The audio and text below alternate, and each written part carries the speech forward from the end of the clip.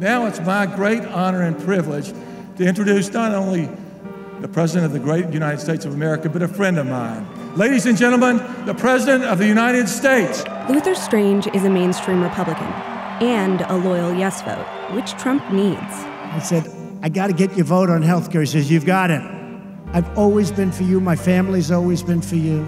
And honestly, Mr. President, if you want my vote, you have it. That's the coolest thing that's happened to me in 6 months, okay? It's true. So Luther did that for me. And I remembered Luther. We have to be loyal in life, you know? That's probably not true of Strange's primary opponent, Roy Moore, who's known as a bit of a loose cannon.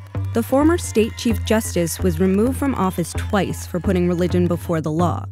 He's the Republican who refused to remove a Ten Commandments monument and plaque from the Alabama Supreme Court building.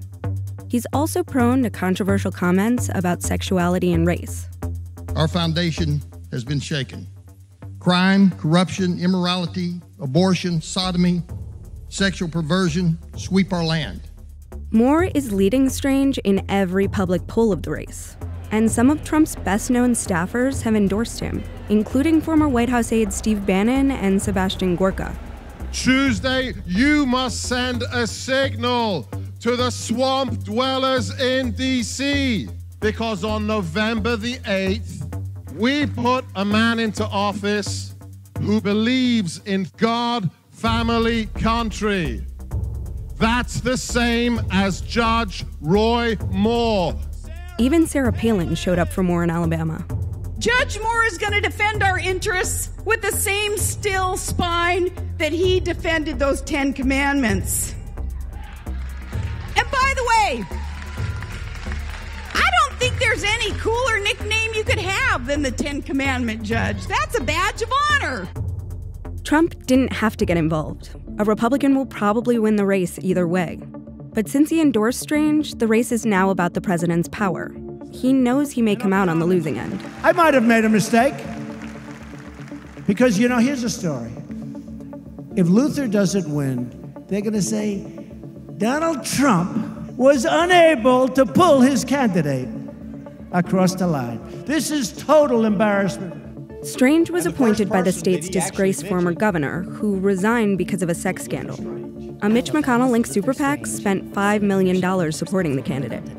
Those establishment ties seem to make him antithetical to everything Trump ran on, and it's making some Alabama Republicans uneasy, including some of Trump's closest supporters. State Representative Ed Henry was Trump's Alabama campaign co-chairman. You talked about this potentially affecting Donald Trump's base. I mean, are you hearing that from people? Oh, yes. There are a ton of regular Alabamians that are in disbelief that the man that they put so much faith in, Donald Trump, could ever put his arm around a snake like Luther Strange. But counter to the conventional wisdom in D.C., most of the Trump voters backing Moore in Alabama don't see the race as a referendum on the president. Here's how Palin explained it. A vote for Judge Moore isn't a vote against the president. It is a vote for the people's agenda that elected the president. Trump's grassroots supporters found ways to excuse him. Donald Trump's already set the tone as far as getting rid of bad people. He couldn't endorse anybody else and get any political capital from Mitch McConnell. So I don't begrudge him doing that. That's a business move. Isn't that a swamp monster move, though? No. He knows the people of Alabama well enough that we're going to take care of the business on our own. And he's going to do what he has to do, and we'll do what we have to do.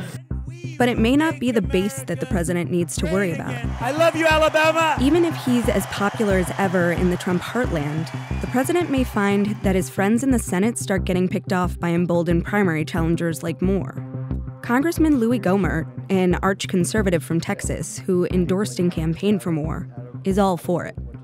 What does that mean for other incumbents, other Republican incumbents, if he does win? I think if Roy wins, it will provide a great deal of freedom of attitude. Wait a minute.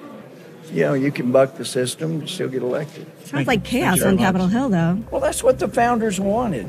The founders wanted some chaos, so it wasn't so easy to make laws that changed people's lives for the worse.